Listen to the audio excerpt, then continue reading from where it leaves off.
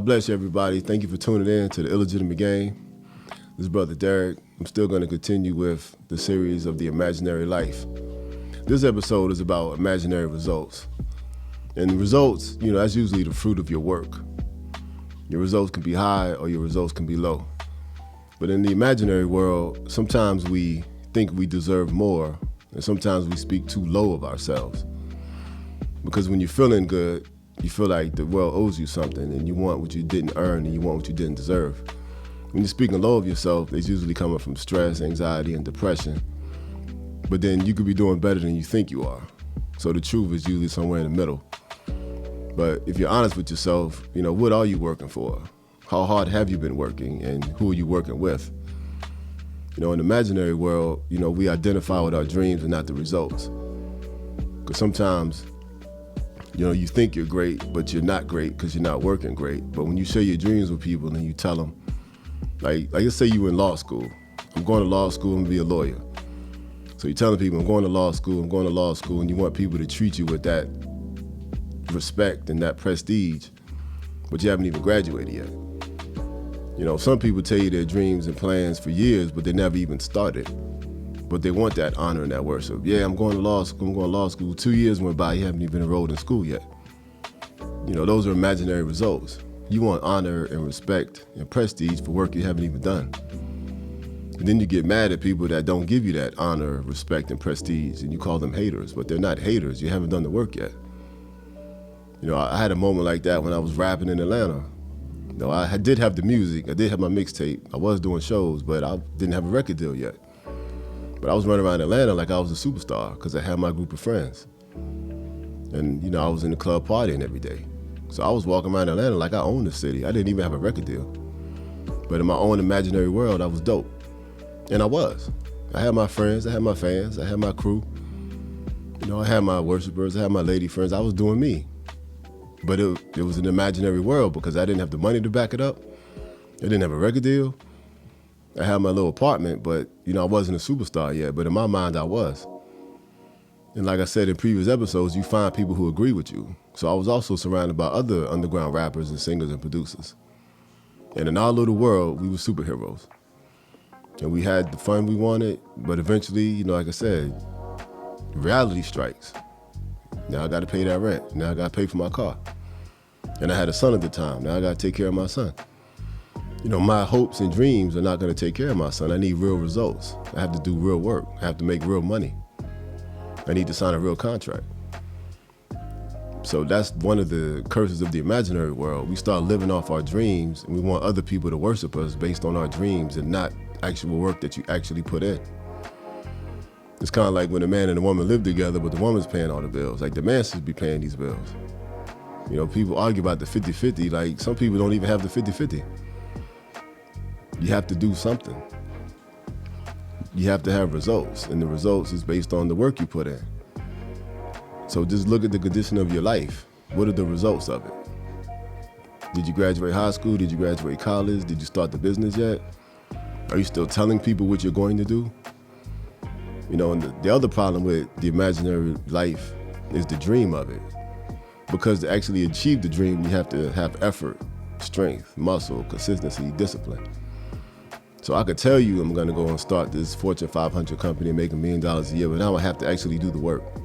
When you're doing the work, nobody's watching. When you're doing the work, nobody's clapping for you. When you're doing that research, nobody cares. I recently just started my nonprofit. I had to sit in front of that computer and just do the work, and there was nobody there to cheer me on. But I talked about the nonprofit years ago.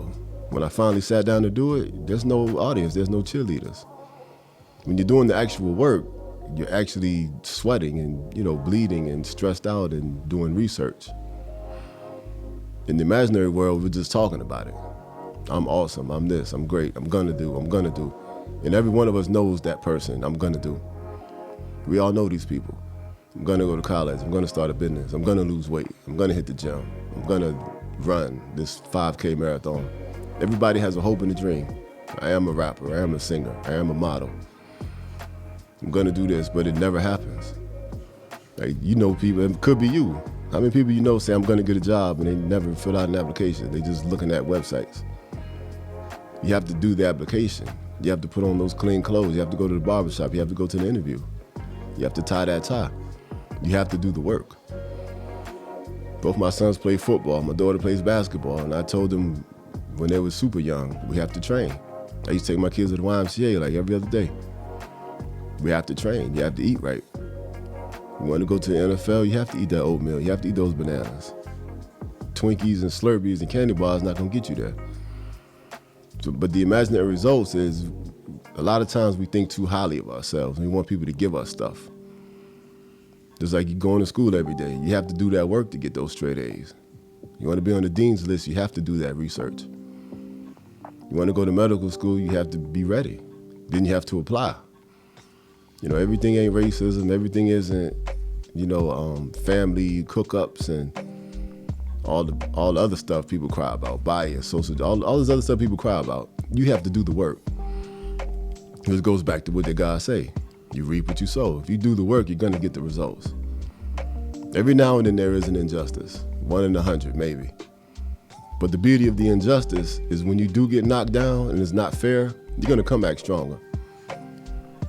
That's happened to me dozens of times in my life. If God allows somebody to knock you down when you did the right thing, trust me, you're going to come back twice as strong.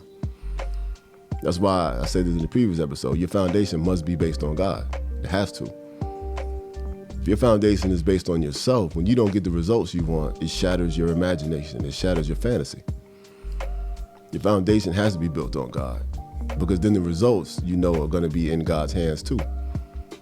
So if somebody knocks you down and you're doing the right thing, you're going to come back twice as strong. So when the injustice comes, pray and celebrate. It's going to hurt for a second, but you're going to get better results because he allowed you to get hit, because it's going to force you to fix something else. It's just like when you go to the doctor, you say, "Doctor, my knee hurts." And your doctor looks and says, "Look, you got a blood problem."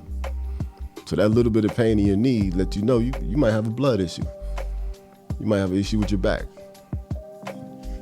There's usually something else God wants you to fix. When you're in the real world and you don't get the results, when you're doing the right thing, God wants you to fix something else. So he's going to make you stronger before you get to the next level.